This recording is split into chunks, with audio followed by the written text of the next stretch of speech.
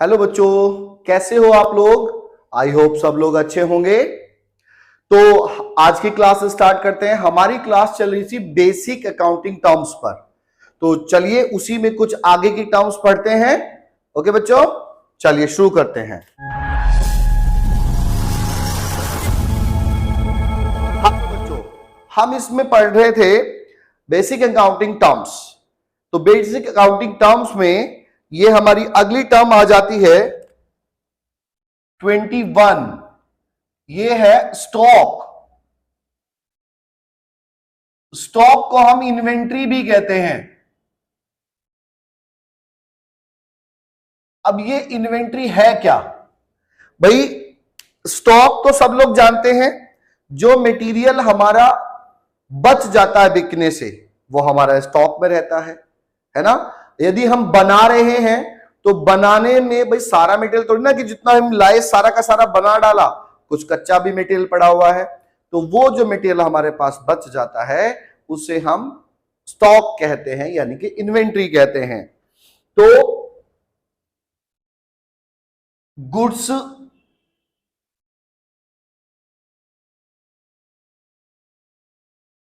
Remain unused, unsold और unused in manufacturing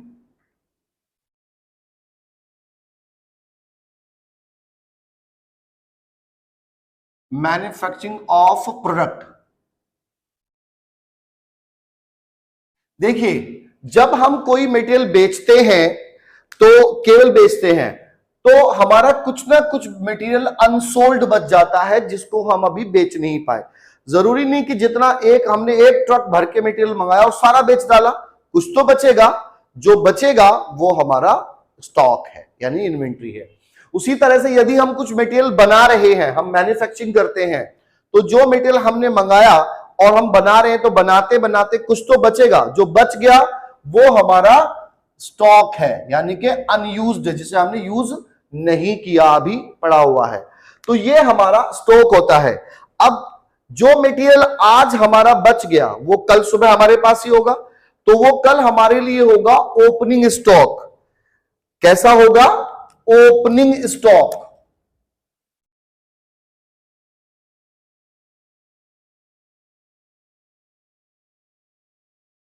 फिर हम इस मटेरियल को दिन भर और मटेरियल मंगाएंगे, बेचेंगे, खरीदेंगे, बेचेंगे, ऐसे ही फिर शाम तक हमारे पास बचेगा। तो ये तो मैं एक दिन की बात कर रहा हूं, ऐसा ही एक साल में होता है। यानी कि एक पर्टिकुलर डेट पर, यानी कि जब हमने बिजनेस स्टार्ट किया 1 अप्रैल को, जो हमारे पास मटेरियल था वो हमारा ओपनिंग, और पूरे साल काम करने के बाद यानी कि 31 मार्च को सबसे लास्ट में, एंड में जो बचा वो है हमारा क्लोजिंग स्टॉक। क्लोजिंग स्टॉक, ठीक है। अच्छा, ये भी ना, जो हमारा ओपनिंग या क्लोजिंग, जो हमारा क्लोजिंग स्टॉक है, ये 3 तरीके से हो सकता है, 3 स्टेजेस पे हो सकता है। 3 स्टेजेस पे कैसे? एक तो हो सकता है स्टॉक ऑफ रॉ मटेरियल,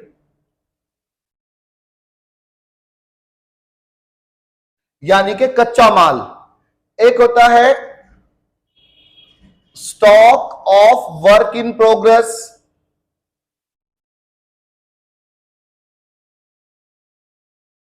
और एक होगा स्टॉक ऑफ फिनिश गुड्स। अब तुम कहोगे कि सर ये 3 तरीके के कैसे? इसको समझाने के लिए, समझने के लिए एक बात समझें कि एक समोसे बनाने वाला व्यक्ति है, वो समोसे बनाता बेचता है। अभी वो एक बोरी आलू लेके आया, बाकी मैदा वगैरह जो भी जिसका बनाता है वो सब सामान लेके आया। अब उसने सारा सामान बना के वो अपना बेचने लगा। अब शाम को कुछ तो उसके पास आलू पड़े हुए हैं, मैदा पड़ी हुई है, जो अभी उसने यूज ही नहीं किया, तो वो कच्चा माल हुआ। लेकिन कुछ समोसे ऐसे भी रखे हैं जो उसने बना करके शेप में ला करके पूरे भरे, लेकिन अभी उसने फ्राई नहीं किए, तो वो वर्क इन प्रोग्रेस, क्योंकि अभी वो फिनिश नहीं हुआ। और कुछ ऐसे समोसे भी बच गए जो फ्राई भी कर दिए और बिल्कुल फिनिशर तैयार है बेचने के लिए, लेकिन अब रात हो गई, अब बिके ही नहीं, तो वो है स्टॉक ऑफ फिनिश गुड्स। यानी कि अलग अलग स्टेज पर जो मटेरियल हमारे पास बचा हुआ है वो उसी स्टेज पर हमारा क्लोजिंग स्टॉक या ओपनिंग स्टॉक कहलाएगा। ओके बच्चों, तो ये हमारा स्टॉक होगा। इसके बाद अगली हमारी टर्म आती है ट्रेड रिसीवेबल्स। अब जो हमारी ट्रेड रिसीवेबल है ये क्या होता है? देखिए, हम अपना मटेरियल उधार बेचते हैं, नगद तो बेचते ही हैं, उधार भी बेचते हैं, क्रेडिट पर भी बेचते हैं। तो सारे ही लोग हमें टाइमली पैसा नहीं दे देते हैं। जिनके पास हमारे पैसे रुक जाते हैं उन्हें हम ट्रेड रिसीवेबल कहते हैं, इनके डेटर्स कहते हैं, है ना। जिनके ऊपर हमारे पैसे रह जाते हैं, जो रिसीवेबल हैं, वो हमारे लिए डेटर्स कहलाते हैं। Okay, trade receivable.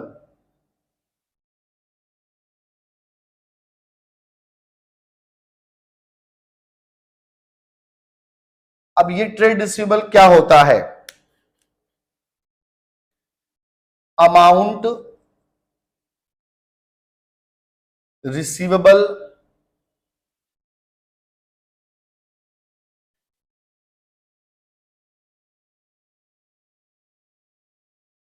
Against sale of goods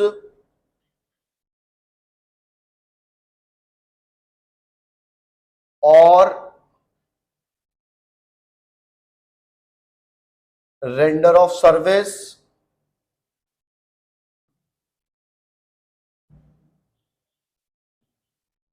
हमने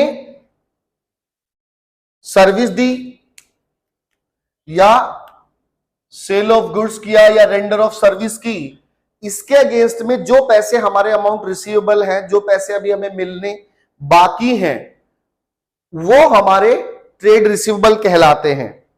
अब इस ट्रेड रिसीवेबल के अंदर आता है, एक तो आता है डेटर। डेटर्स, मैंने राम, श्याम, मोहन, सोहन, इन कई सारे लोगों को मटेरियल बेचा, अब उनमें से काफी लोगों से पैसे अभी आए नहीं हैं, तो वो सब मेरे डेटर की कैटेगरी में आएंगे। एक होता है बिल्स रिसीवेबल।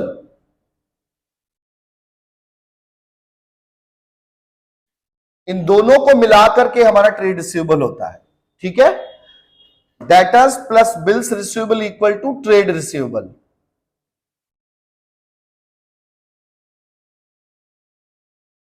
अब जो हमारे अभी कहते थे बिल्स रिसीवेबल क्या होता है, कुछ लोग ऐसे होते हैं, थोड़ा सा हमें उन पे कम विश्वास है, हमने मटेरियल बेचा, मटेरियल बेच के हमने कहा भी पैसे, उन्होंने कहा सर 1 महीने बाद देंगे। हमने कहा ठीक है चलो 1 महीने बाद दे देना, लेकिन जो हमने उनको बिल बना के दे रहे थे, हमने कहा इस पे सिग्नेचर कर दीजिए और लिख दीजिए कि I will pay your money after 1 month on this date.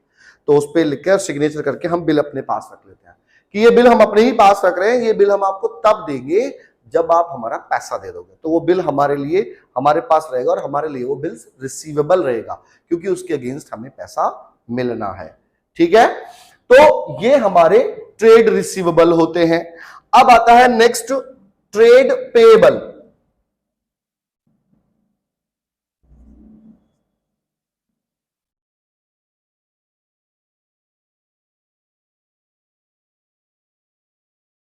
Trade payable, अब बात आती है ट्रेड पेएबल कौन होते हैं?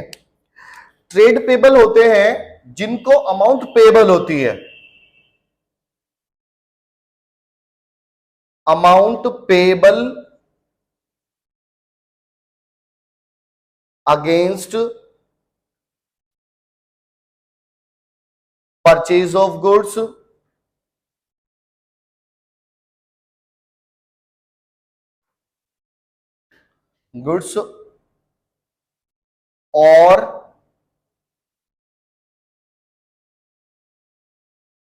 और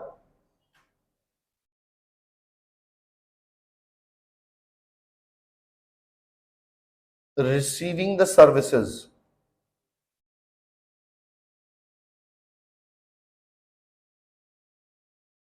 देखिए, हमने क्या काम किया, कुछ लोगों से उधार माल खरीदा, परचेज किया, उन्हें पैसे नहीं दिए, उनका पैसा मेरे ऊपर चढ़ गया, मेरे बिजनेस पर, वो मेरे लिए पेएबल है।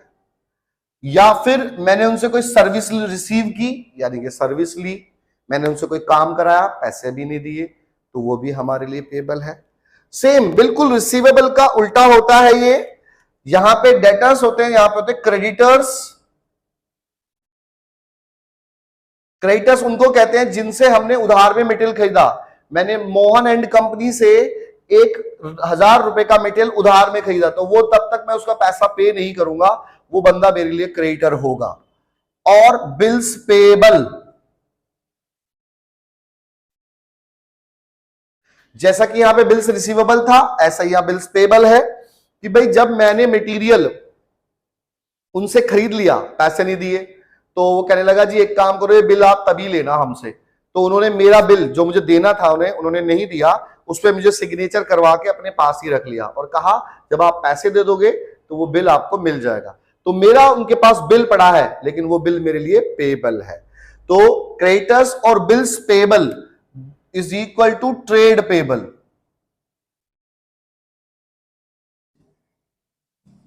ओके, ये हमारा ट्रेड पेएबल हो जाता है। हाँ जी, नेक्स्ट है आपका वाउचर। वाउचर, अब ये वाउचर क्या होता है? बच्चे तो वाउचर्स उनको समझते हैं जो आपको कूपन्स मिलते हैं, है ना, आजकल वाउचर कहा जाता है, रिचार्ज वाउचर, ऐसी ऐसी चीजों को बड़ा जानते हैं बच्चे। लेकिन ये वो वाउचर नहीं। हमारे यहां पे एवरी ट्रांजैक्शन, जो भी ट्रांजैक्शन होता है, हैव देयर ओन एविडेंस। भाई अगर आपने मटेरियल बेचा तो आप सेल बिल जनरेट करोगे। यदि आप मटेरियल परचेज करके लाए तो वहां से एक परचेज बिल मिलेगा। यदि आप बैंक में पैसा डिपॉजिट करने गए तो वहां पे आप डिपॉजिट स्लिप भरते हैं, उसका एक प्रूफ मिलता है आपको। यदि आपने किसी को पेमेंट किया तो आप चेक देते हो उसको। तो हर चीज का एक ना एक कोई ना, कहते हैं ना, स्लिप या कागज जरूर होता है, और जो वो कागज है वही वाउचर है। ठीक है, you can say in other words, voucher is the voucher is the evidence of a transaction।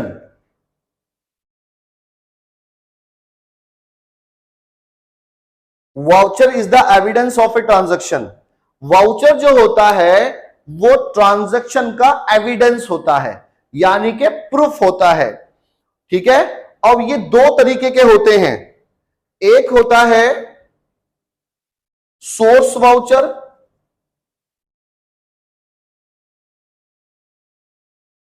एक होता है अकाउंटिंग वाउचर।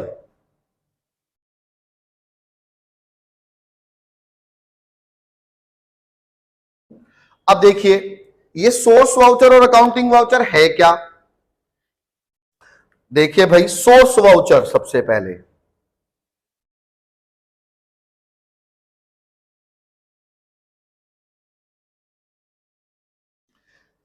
जब भी हम कोई ट्रांजैक्शन करते हैं तो उसके साथ में सेल बिल, परचेज बिल बनाए जाते हैं। देखिए, source voucher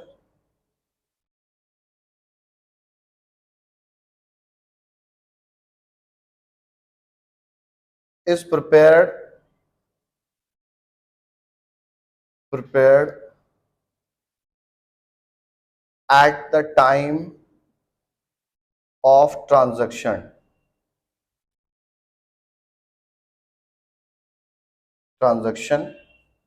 like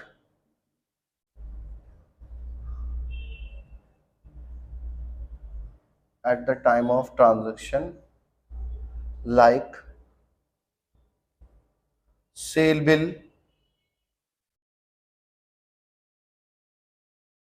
purchase bill,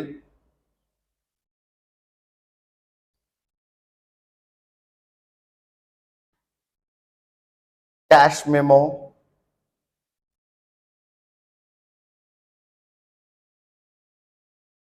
check, deposit slip. तो इस तरह के वाउचर्स बनाए जाते हैं। ये वाउचर्स तभी जब बनते हैं जब हम कोई भी ट्रांजैक्शन करते हैं। अब इसके बाद जो अकाउंटिंग वाउचर होते हैं,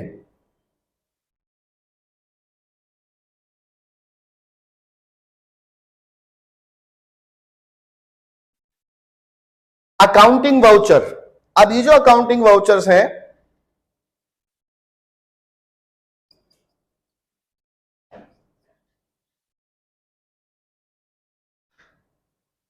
just are prepared from source voucher।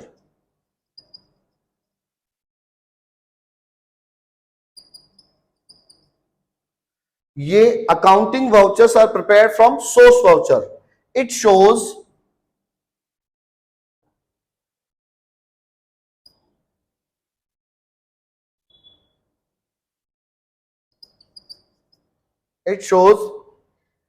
Debit and credit heads. ये डेबिट एंड क्रेडिट हेड्स दिखाता है अकाउंटिंग में किस तरह से शो किया गया है। तो ये हमारे सोर्स वाउचर होते हैं। तो वाउचर मेनली आपने सभी ने देखे हैं, जब आप परचेज करने जाते हो कुछ तो आपको बिल मिलता है, वो वाउचर होता है, लेकिन वो तो सोर्स वाउचर है। जब हम बिजनेस के अंदर आ जाते हैं, फिर हम उसकी एंट्री पास कर रहे होते हैं, तो हम एक अपनी तरफ से एक वाउचर और बना करके उसके साथ स्टैपल करते, तब फाइल में लगाते हैं, और वो जो वाउचर बनाया जाता है उसके ऊपर लिखा जाता है ताकि किस पर्पज से ये मटेरियल खरीदा गया या बेचा गया, जो भी ट्रांजैक्शन हुआ, किस किस के बीच में हुआ, कितने पैसे का हुआ, उस पर भी सारी डिटेल होती है। और उसे हम किस हेड में कौन सा अकाउंट डेबिट हुआ और कौन सा अकाउंट क्रेडिट हुआ, ये उसमें बाकायदा मेंशन किया जाता है, सो दैट कि हम उसके अकाउंटिंग प्रॉपरली कर सकें। ये हमारे अकाउंटिंग वाउचर होते हैं। ओके बच्चों।